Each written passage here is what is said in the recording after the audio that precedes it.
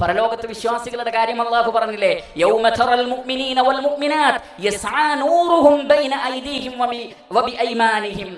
വിശ്വാസികളെയും വിശ്വാസിനികളെയും പരലോകത്ത് വെച്ച് കാണുമ്പോൾ നബിയെ, അവരുടെ പ്രത്യേകത യസ്ആ നൂറുഹും, അവരുടെ പ്രകാശമുണ്ടാകും, ബൈന ഐദീഹിം വബി ഐമാനിഹിം, അവരുടെ മുന്നിലൂടെയും പിന്നിലൂടെയും.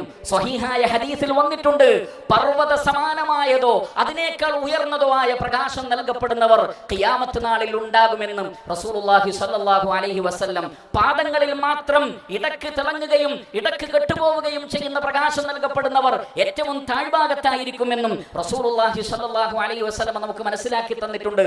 അപ്പോൾ പരലോകത്ത് നാം പ്രകാശമുള്ളവരായി തീരണമോ? സത്യവിശ്വാസം സ്വീകരിക്കണം. അതേപോലെ തന്നെയാണ് ഖബറിൽ നമ്മൾ അടക്കി കഴിഞ്ഞാൽ റസൂലുള്ളാഹി സ്വല്ലല്ലാഹു അലൈഹി വസല്ലം പറയുന്നു, അല്ലാഹുവിനെ കുറിച്ച് ചോദിക്കും, ഇസ്ലാമിനെ കുറിച്ച് ചോദിക്കും, പ്രവാചകനെ കുറിച്ച് ചോദിക്കും. കൃത്യമായി ഉത്തരം നൽകുന്ന വ്യക്തിയോട്, വിശ്വാസിയോട് മലക്ക് ചോദിക്കുന്ന ഒരു ചോദ്യമുണ്ട്, ഫയഖൂലാനി ലഹു വമാ ഇൽമുക്, നീ എവിടെ നിന്നാണ് ഇത് പഠിച്ചത്? ഈ അറിവ് എവിടെ നിന്ന് ലഭിച്ചു? എന്റെ റബ്ബ് അല്ലാഹുവാണ്, എന്റെ മതം ഇസ്ലാമാണ്, എന്റെ പ്രവാചകൻ മുഹമ്മദ് നബിയാണ് എന്ന് പറയാൻ നിനക്കെങ്ങനെ സാധിച്ചു എന്ന് മലക്കുകൾ ചോദിക്കുമ്പോൾ ആ വ്യക്തി പറയുന്ന ഉത്തരമാണ് നമുക്കും രക്ഷപ്പെടാനുള്ള മാർഗമായി നമ്മൾ മനസ്സിലാക്കേണ്ടത്. ആ വ്യക്തി പറയും, ഖറഅതു കിതാബല്ലാഹ് ഫആമൻതു ബിഹി വസദ്ദഖതു, ഞാൻ അല്ലാഹുവിന്റെ കിതാബ് പാരായണം ചെയ്തു.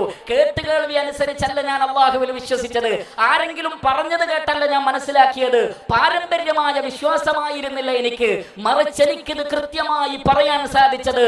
ഖറഅതു കിതാബല്ലാഹ്, അല്ലാഹുവിന്റെ ഖുർആൻ ഞാൻ പഠിച്ചു, മനസ്സിലാക്കി. അപ്പോൾ ഇസ്ലാം എന്താണെന്ന് എനിക്ക് മനസ്സിലായി, പ്രവാചകൻ എന്താണെന്ന് എനിക്ക് മനസ്സിലായി, അതേപോലെ തന്നെ എന്റെ റബ്ബാരാണ് എന്നും എനിക്ക് മനസ്സിലായി. അപ്പോൾ അവിടെ പറയപ്പെടുന്നു, റസൂലുള്ളാഹി സ്വല്ലല്ലാഹു അലൈഹി വസല്ലം പറയുകയാണ്, ആ ഇൽമു കൊണ്ട് ഉണ്ടായത് എന്താണ്?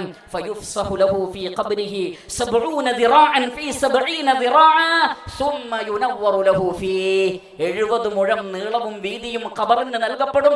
എന്നിട്ട് ആ ഖബറിൽ ഇരുട്ടാണ്, അടിസ്ഥാനപരമായ ഖബറിൽ ഇരുട്ടാണ്. പക്ഷേ സുമ്മ യുനവ്വറു ലഹു ഫീ, ഖബറിൽ അല്ലാഹു പ്രകാശം കൊണ്ട് അങ്ങ് നിറയ്ക്കും.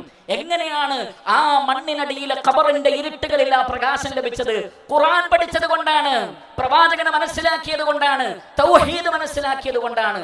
അതുകൊണ്ട് ഇന്നല്ലെങ്കിൽ നാളെ ഞാനും നിങ്ങളും മരണപ്പെട്ട് 6 അടി മണ്ണിൽ പോയി കിടക്കുമ്പോൾ നമുക്ക് ഖബറിൽ പ്രകാശം വേണമോ? ഇസ്ലാമിനെ പഠിക്കണം, തൗഹീദ് പഠിക്കണം, ദീന് പഠിക്കണം. അത് ജനങ്ങൾക്ക് മനസ്സിലാക്കി കൊടുക്കുകയും ചെയ്യേണ്ടതുണ്ട്.